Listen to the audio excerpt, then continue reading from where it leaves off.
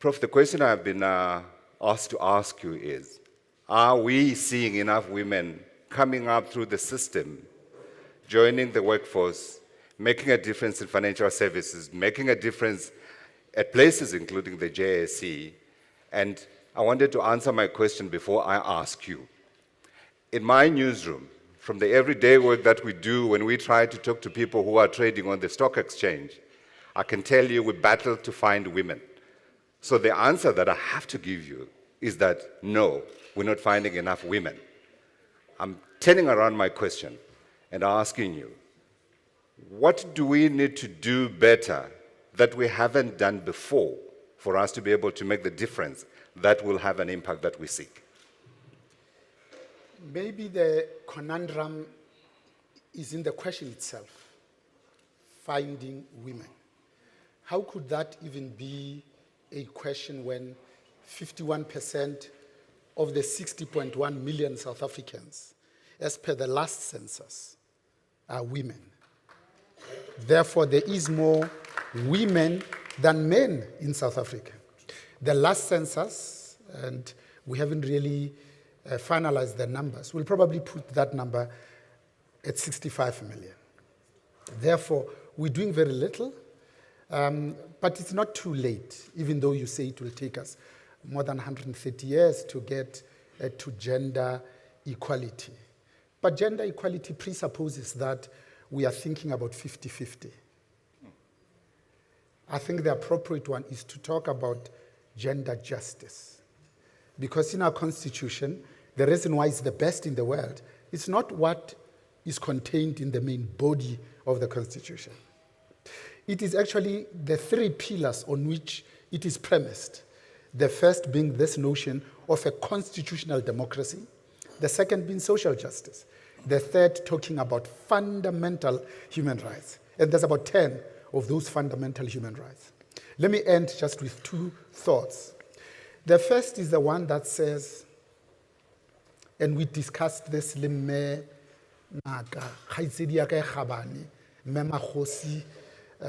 Motsepe, when she invited us to dinner the one evening, that, you know, if hard work and this notion called wealth, it's an inevitable outcome of hard work, then every woman in Africa will be a millionaire. Especially because we know that societies that are more gender equal, not more gender just, are more peaceful societies. Therefore, when we put a smartphone in the hands of women, not only does the quality of life, education, nutrition, and health of their own children improve, but of the entire society and the community from which they come. Yeah. So you are saying this is what we need to do. But I also want practical steps in which we do so. I feel like I was set up a little bit because you are chairman of Bidvest. And the results that we saw from Bidvest the other day absolutely shot out the light, led by a woman. If given an opportunity, there's little doubt they are able to do so. So let's split it into parts in terms of who needs to do what. We always say the government must stand up, but we forget that the government is us, as citizens. Who needs to lead this charge? I think you make a good example as the Bidvest Group Limited, because it's one of the companies that are in the top 40 of the JSE, the only one that is led by a woman. Before then, it was Maria Ramos who was leading Standard Upside that time. We've never had two women in the top 40 simultaneously, concurrently, in parallel. Waited for Maria to go and then Nompumelelo Tembekile Madisa comes. Because men are uncomfortable about having women in great numbers in positions of leadership. But it's a good case study. You speak to an important point. Are you saying there's a deliberate attempt to prevent perhaps a greater positioning of women? The answer is yes, because it's like trying to get the turkey excited about Christmas. If you say, let's transform and make space for women, 83% of positions of leadership, C-suite I'm talking about, is occupied by white male Afrikaners.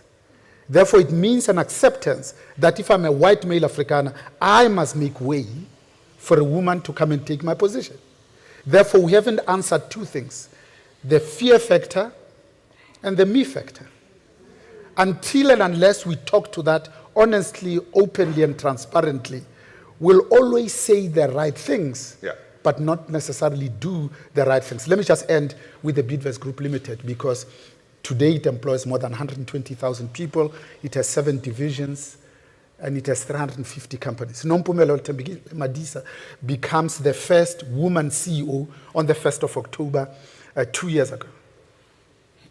If the results that she just released, half-year results on Friday, are better than the previous year in COVID, it will be a miracle.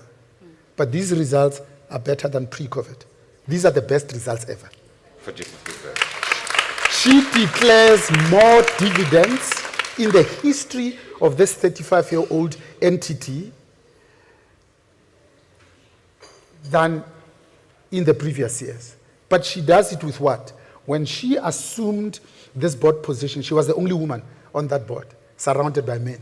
In 2 years, 83% of the BODVIA's board, of which I'm absolutely privileged to lead, is black. 73% is women. Of the 7 divisions,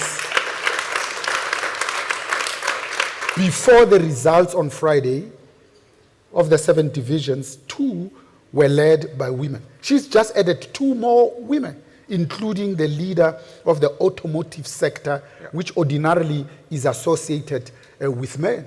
And she stole one who was the CFO at Arco Kingdom, which is listed in its own right.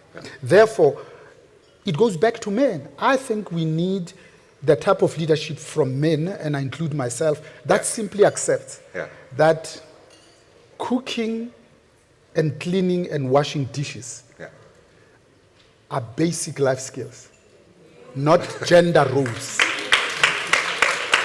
The type of leadership that still feels small, standing next to the ocean. It is men who don't need permission of government to make sure that they address gender equality and pay parity in their own organizations. These men don't need government's permission to pay companies that are women-owned in 30 days. Sure. I feel like you're talking about me, so I'm going to take the mic away from you. But I think, to be fair to my gender as well, which dominates in the financial services industry, when those results came out on the JSE, the share price of BODVIA went up 15%. Yes. Recognition for the work. Let me go to Nandini Sukuma. She's Chief Executive Officer of the World Federation of Exchanges, the Global Association for Exchanges. She's on your screen. Nandini, good morning and welcome. You sit atop the pyramid, as it were. You see the work that's being done around the world. But I wanted to ask if in particular you can talk to the progress of lack thereof that you see within emerging markets. If I said Africa, I think I would make your talk a very difficult one. So it's a really, really interesting question. And I'm going to address it, if I may, in 2 ways. One, actually, I want to say how inspired I am by everything I've heard already this morning.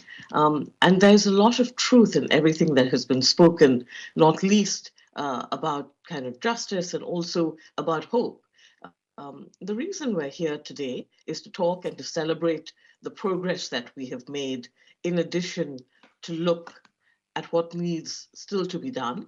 It's correct and it's normal that we must look at what needs to be done, because only in that way will we be able to progress. But we are talking now, and we have always spoken, but what we have seen is more progress. We have seen action.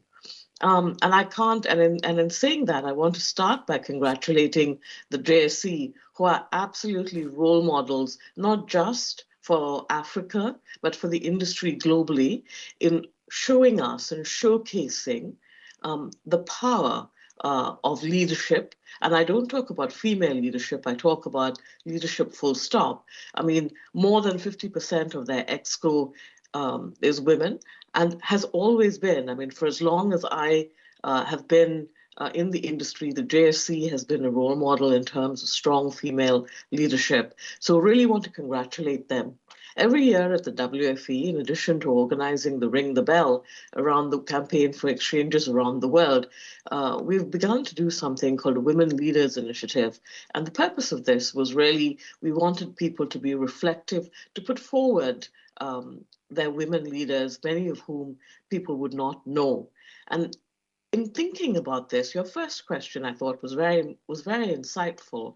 You didn't talk only about women in boards. You talked about how women in the workplace. How do we encourage women in the workplace? And I think women in the workplace translates naturally and eventually to women in boards, because the people who are in leadership positions come through and then they become attractive board directors. And I think that's a very profound statement. But at the beginning, you don't it takes 20 years to get to that place, 15 if you're lucky. And the JSC is living its leadership. This year, special congratulations to Dr. Alicia Greenwood, who's Chief Executive Officer of the JSC Clear, your CCP, and Director of Post-Trade Information, Post-Trade Services at the JSC, because she's on that Women Leaders list, which is 20 distinguished leaders around the world. But take you back to your question, which is about emerging markets. I myself grew up in an emerging market. I mean, I live in London and it's snowing out of the window now, but I was born and raised in India. My mother worked, many women around us worked. Emerging markets from a incentive point of view, because you have to talk about incentives to bring women into the workplace. Emerging markets, the incentives are inherently tilted towards women entering the workplace, because we all understand the transformative power of work, the transformative power of financial independence, the transformative power of education that is able to take you into positions of authority, of seniority, of management, and of leadership.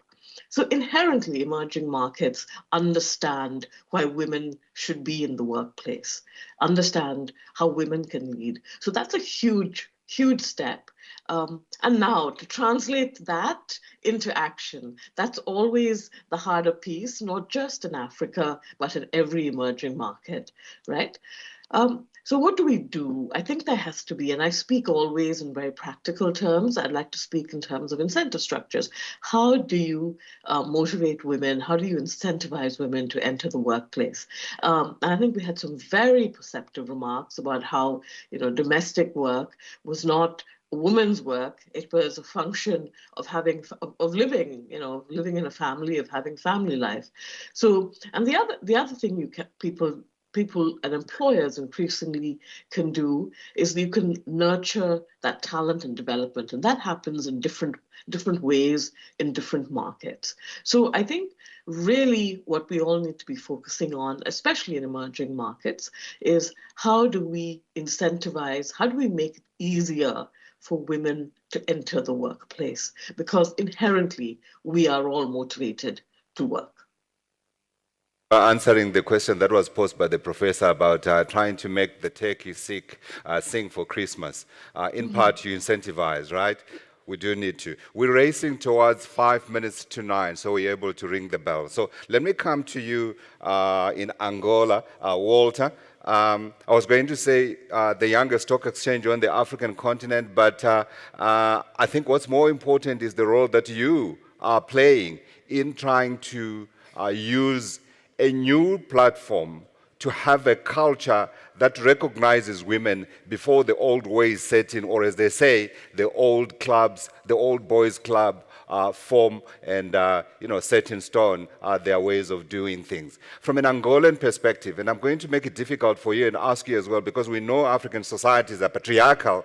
From an Angolan perspective, from an African perspective, what are you doing on your part as a new player with hopefully a clean slate to ensure women advance at the same time as we are trying to bring up the whole of society? Good morning. Good morning, and thank you for this invitation. And just 2 minutes to explain how I approach this topic.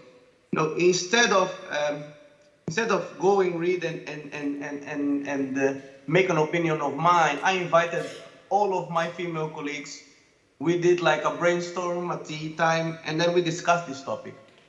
And to be honest, I was a little bit confused with the conclusion that I've got. My colleagues, my female colleagues, they, first of all, they think that there are different responsibilities between men and women. They think that it is the women's role to take care of the family. And the second thing that they think is that men are stronger than women.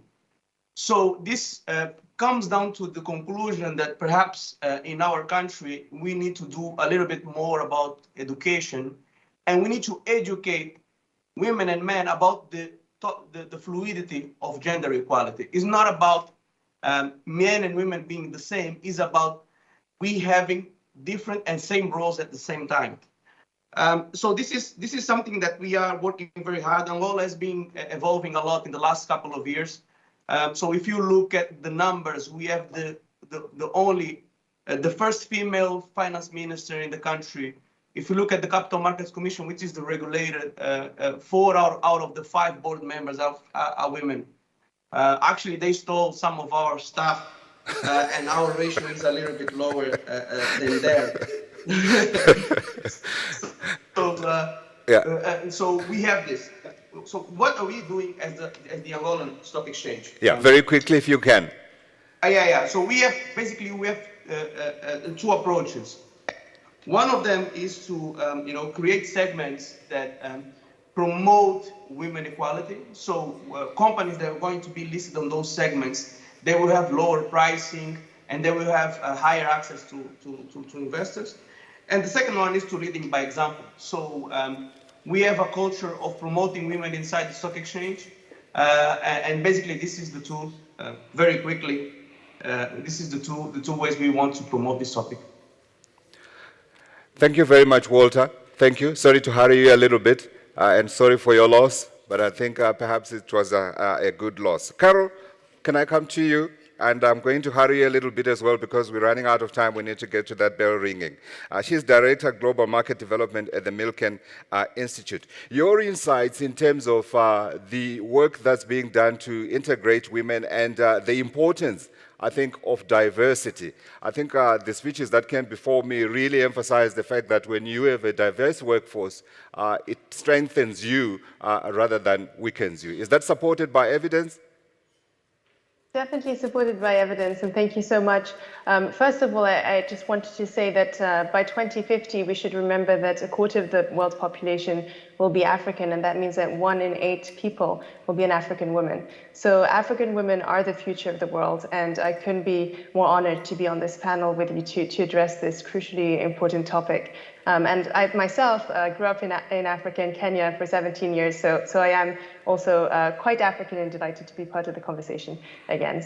So in terms of the numbers, I could quote many reports. You know, we talked about the impact on GDP of more economic inclusion of women. There's also clear evidence of having more women on boards increases company returns. It's just a wise tactic overall. More women policymakers in the banking sector also is said to increase banking sector stability. And we talked also about the peace effects as well. So definitely a strong business and social case for it. I just wanted to quickly say that in the program that we run at the Milken Institute with the support of the Motsepe Foundation, we train up policymakers, mid-career policymakers who can help shape the future of their countries and of their financial markets. Walter is one of our alumni, and I'm very, very proud to see him leading Angola's stock exchange. And we have 40% of our alumni are women, and we hope to increase that number in the future,